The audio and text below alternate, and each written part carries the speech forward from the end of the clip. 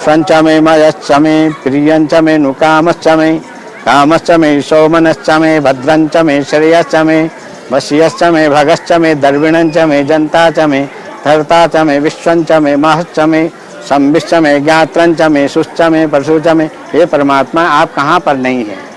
हैं? जो मनुष्य सोचता है उसमें भी हैं, जल में भी, आकाश में, वायु में, हर जगह पर आप निवास करते हैं। नमस्कार दोस्तों, गुवाहाटी के कामाख्या मंदिर से संबंधित देखो नॉर्थ ईस्ट के एक और वीडियो में आपका स्वागत है। अभी जो प्रार्थना आप सुन रहे थे वह प्रार्थना सुना रहे थे पंडित ऋषिकेश तिवारी। ये वो प्रार्थना है जो कभी दक्ष प्रजापति ने भगवान शिव के सामने उस समय की थी जब भगवान शिव ने दक्ष प्रजापति के सिर की जगह एक बकरे का सिर लगा दिया था। क्या थी वो पूरी कहानी? कैसे बना कामाख्या एक शक्तिपीठ और किसने पहली बार कामाख्या में की पूजा? ये सब जानेंगे पंडित ऋषिकेश तिवारी से, जो यूं तो रहते हैं वाशिंगटन में, लेकिन उनका अधिकतर समय बीतता है गुवाहाटी के कामाख्या मंदिर परिसर में। उनसे ये भी जानेंगे कि विदेशों में कामाख्या मंदिर को लेकर लोगों के अंदर कितनी जागरूकता और कितनी उत्सुकता देखने को मिलती है। तो चलिए एक बार फिर मेरे साथ चलते हैं कामाख्या मंदिर। दोस्तों, हम आ चुके हैं कामाख्या मंदिर के परिसर में, लेकिन इससे पहले कि पंडित ऋषिकेश तिवारी से बातों का सिलसिला शुरू करें, हम आपको याद दिला दें कि अगर आपने अभी तक हमारे चैनल देखो नॉर्थ ईस्ट को सब्सक्राइब नहीं किया है तो देर मत कीजिए, फ़ौरन देखो नॉर्थ ईस्ट को सब्सक्राइब कर लीजिए और लाल बटन ज़रूर दबाइएगा ताकि हमारे हर आने वाले वीडियो की जानकारी आपको मिल जाए और आप घर बैठे नॉर्थ ईस्ट इंडिया की सैर कर सकें। कि दक्ष प्रजापति जो है यज्ञ किया, उन्होंने अश्वमेध यज्ञ किया, सभी को बुलाया, क्योंकि भगवान शंकर जी से उनका इतना अच्छा रुझान नहीं था, प्यार नहीं था, और वो ज़बरदस्ती शादी हुई। ऐसा हमारे लड़की के साथ में शमशान में रहने वाले सुंदर भी नहीं, हम दक्ष हैं और इतना बड़े हम यज्ञ करते हैं, हम पावर है हमारे पास, हम सृष्टि के रचयिता हैं, ऐसा उनके अंदर अहंकार था। और उन्होंने क्या किया कि जैसे यज्ञ किया, सभी को बुलाया, भगवान शंकर जी को निमंत्रण नहीं दिया। उसी समय पर शंकर जी को लगा कोई बात नहीं, लेकिन सती जो है बार बार रिक्वेस्ट करने लगी, ये क्या हो रहा है? ऊपर से आवाज़ हो रही है, बहुत बड़े बड़े रथ घूम रहे हैं, जा रहे हैं ऊपर से, इंद्र आदि देवता और नारद जी सब बीणा बजाती हुई जा रहे हैं, सभी वरुण आदि देवता जा रहे हैं ऊपर से, कैलाश के ऊपर से। तो आप बताइए कि ये क्यों ऐसा हो रहा है? उन्होंने कहा आपके पिता यज्ञ कर रहे हैं, स्वाभाविक है, उनके सारे पुत्र हैं और कन्याएं हैं और धर्मपुत्र हैं, धर्मपुत्र मीन्स दामाद हैं उनके, और उनकी कन्याएं, सबको निमंत्रण दिया, तो सब गए हैं सभी देवता लोग। उन्होंने कहा मैं भी जाऊंगी। उन्होंने कहा जहाँ निमंत्रण ना दें वहाँ पर जाना नहीं चाहिए, बिना, चाहे पिता के भी घर हो, बिना बुलाए नहीं जाना चाहिए, वहाँ पर अपमानित होना पड़ता है। तो सती ने माना नहीं और ज़बरदस्ती गई, और जा कर के उन्होंने देखा सभी देवता लोग अपने उसमें बैठे हुए थे, सज धज करके, सबको सिंहासन लगा हुआ था, सबकी आसन लगी हुई थी और सबका मान सम्मान हो रहा था, लेकिन सती का मान सम्मान नहीं हुआ।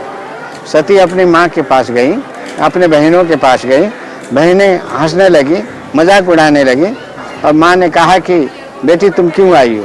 जब तुमको निमंत्रण नहीं दिया तुम आई क्यों? तो उसको बड़ा दुख लगा और सब ने बड़ा मजाक हंसी उड़ाया, भगवान शंकर जी के बहुत मजाक उड़ाया, और दक्ष ने बहुत नाना तरह से अपमानित किया। अपमानित करने पर उनको बड़ा दुख हुआ, उन्होंने समाधि लगाया, समाधि लगा करके अपने शरीर से अग्नि प्रकट की, अग्नि प्रकट करके हवन कुंड के पास में ही समाधि जब लिया, क्योंकि वो समझदार थी और ज्ञानी थी, वो जानती थी कि हम, कई लोग ऐसे कहते हैं कि कई ऐसे कथा में वर्णन आता है, ये मिसगाइड बहुत करते हैं लोग, तो कि सती जो है कुंड, हवन कुंड में कूद करके मरी। सती हवन कुंड में कूद करके नहीं मरी। सती ने स्वयं समाधि लिया और समाधि अपने शरीर से प्रकट करके, अग्नि प्रकट करके वहीं जली अग्नि कुंड के बाहर। जब जले तो पता हाहाकार हुआ चारों तरफ, ये क्या हुआ, कैसे हुआ। तब तक उनको पता चला, जो नंदी भृंगी थे बाहर थे, उन्होंने जाके शंकर भगवान को बताया। शंकर जी बहुत नाराज हुए, हमारे पत्नी के साथ में, सती के साथ में इतना बड़ा अपमान हुआ। तो उन्होंने तुरंत गुस्से में आकर के एक जटा निकाला, बाल उखाड़ा और उसमें अभिमंत्रित किया। अभिमंत्रित करने से क्या हुआ, उसमें से एक बहुत पराक्रमी जिसका नाम वीरभद्र उत्पन्न हुआ। वीरभद्र और उनके गणों के साथ में जाकर के यज्ञ में जितने देवी देवताएं थे, जो भी थे, उनके साथ में युद्ध हुआ और उनके किसी के हाथ कटे, किसी के पैर कटे, किसी के कुछ हुआ। सभी लोग भागने लगे। वहाँ जो भी थे बहुत वहाँ पर डर गए, सब संहार होने लगा। तो भगवान शंकर जी को सबने निमंत्रण दिया, वहाँ का आपके दूत जो जा करके वहाँ पर नरसंहार हो रहा है, देवताओं को बहुत कष्ट मिल रहा है, आप जाकर के उनकी रक्षा करें। तो भगवान शंकर जी पहुँचे तो वहाँ पर उनकी जो पत्नी है, दक्ष की पत्नी, बहुत रो रही थी और रो करके पैरों में गिर पड़े, हमारे पति को जीवित कीजिए, क्योंकि यज्ञ में विघ्न पड़ने पर सारा संसार नष्ट हो जाता है और पूरा संसार जलने लगता है और पूरे संसार में कष्ट होता है। तो उन्होंने प्रार्थना की। भगवान शंकर जी ने कहा कि चिंता मत करिए। तुरंत सभी देवताओं ने प्रार्थना किया, भगवान नारायण ने, विष्णु, ब्रह्मा, सब ने प्रार्थना किया। प्रार्थना करने पर भगवान ने तुरंत ही कहा कि कोई एक बकरे जो अपने माँ की तरफ पीठ करके सो रहा हो, उसके सिर काट करके लाओ। तो उससे दक्ष प्रजा जो बकरा था, पहले जन्म में गंधर्व था। तो गंधर्व था, उसने किसी ऋषि का अपमान किया था। तो दुर्वासा ऋषि ने श्राप दिया था कि जाओ तुम बकरे का रूप धारण करो। तो उसने प्रार्थना की। फिर भगवान उनके संत के चरणों में गिर पड़े, उन्होंने आशीर्वाद दिया कि चिंता मत करो, जब दक्ष प्रजापति की यज्ञ होगा उस समय तुम्हारे सिर काट करके उसमें जोड़ा जाएगा और तुम जो है पुनः गंधर्व लोक में आओगे। तो भगवान ने संत ने उन्होंने आशीर्वाद दिया। पुनः वापिस पूरे सती, जलती हुई सती को उठाया उन्होंने, वो बकरे का रूप जो कटा हुआ सिर था दक्ष प्रजापति के सिर में लगा दिया। तो दक्ष प्रजापति के सिर में जब लगाया तो दक्ष प्रजापति ने प्रार्थना किया, स्वंच मे मयश्च मे प्रियंच मे नुकामश्च मे कामश्च मे सौमनश्च मे भद्रंच मे श्रेयश्च मे वश्यश्च मे भगश्च मे दर्विणंच मे जनता च मे धर्ता च मे विश्वंच मे महश्च मे संविश्च मे ज्ञात्रंच मे सुश्च मे परशुच मे। हे परमात्मा, आप कहाँ पर नहीं हैं? जो मनुष्य सोचता है उसमें भी हैं, जल में भी, आकाश में, वायु में, हर जगह पर आप निवास करते हैं। तो आप हमारी रक्षा कीजिए। तो उन्होंने प्रार्थना किया और भगवान शंकर जी ने उसे जो जली हुई जो सती का जो शरीर था कंधे पर लेकर के पूरे ब्रह्मांड में घूमने लगे। जब घूमने लगे तो पूरे हाहाकार मच गया। जब हाहाकार मचा तो उन्होंने सोचा, सारे देवी देवता और जो भी थे उनको डर हुआ कि कहीं ऐसा ना हो भगवान शंकर जी ने गुस्से में हैं, प्रलय न कर दें। तो उस शरीर को कैसे छिन्न भिन्न करना था।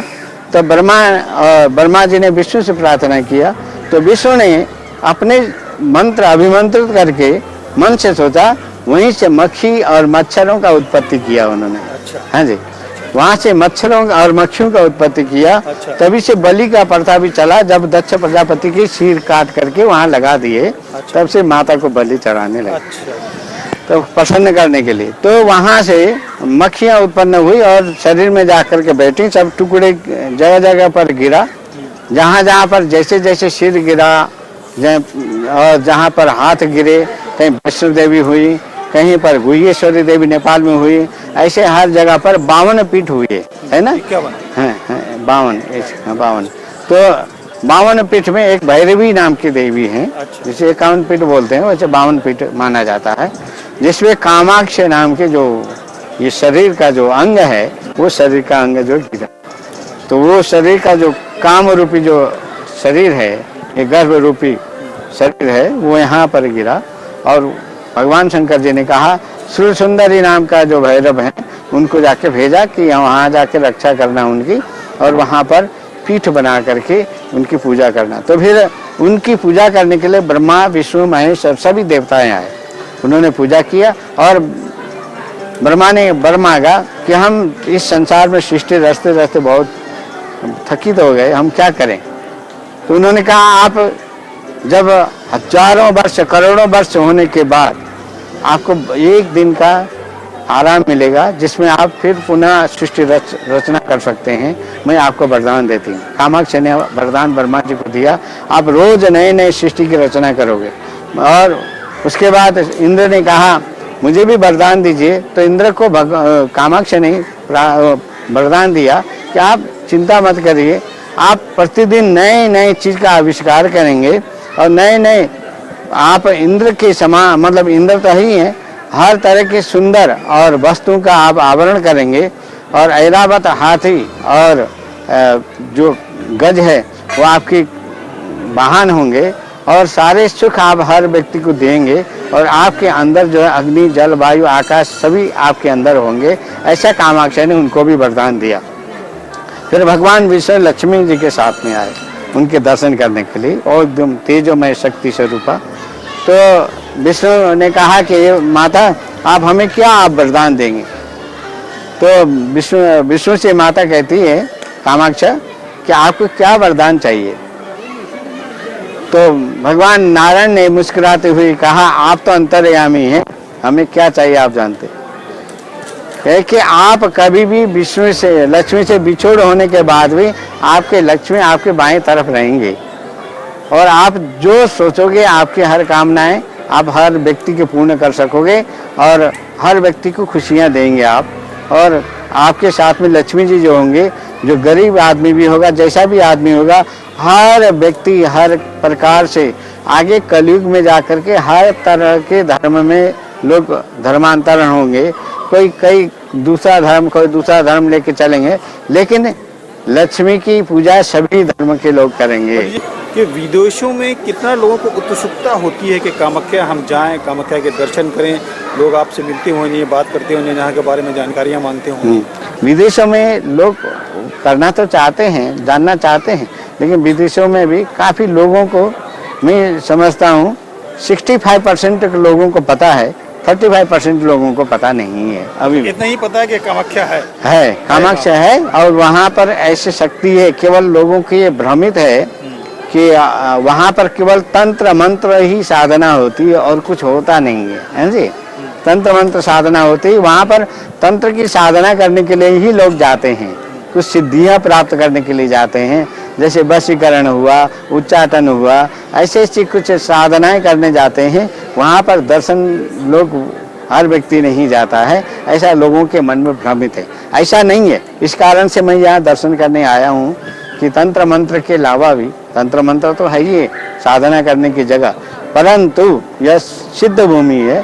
यहाँ पर जो आप इच्छा लेकर के आए हैं उनकी कामनाएं भी पूर्ण होती है। और जो कामाख्या में आने के बाद आपको ये ऐसा नहीं लगता है कि आप कहीं दूसरी जगह गए, आप ऐसे लगता है कि आप अपने घर में गए, ऐसा प्रतीत होता है। हम के पास आए। धन्यवाद पंडित जी। ये थे तो दोस्तों, आपने पंडित ऋषिकेश तिवारी से सुना कि जो भी भक्त कामाख्या मंदिर आते हैं उन्हें महसूस होता है कि वे मंदिर नहीं बल्कि अपने घर आए हैं, और माता अपने भक्तों को अपनी ममता के आंचल के साए में छुपा लेती है, उसका हर दुख दर्द दूर कर देती है और हर मनोकामना पूरी कर देती है। तो दोस्तों, आज की इस वीडियो में इतना ही। उम्मीद है कि हमारा वीडियो आपको ज़रूर पसंद आ रहा होगा। कमेंट बॉक्स में अपनी राय ज़रूर दीजिएगा और ज़्यादा से ज़्यादा लोगों तक इस चैनल को शेयर कीजिए ताकि हर कोई अपने घर में बैठे नॉर्थ ईस्ट इंडिया की सैर कर सके। अगले वीडियो में फिर मिलेंगे, तब तक के लिए नमस्कार।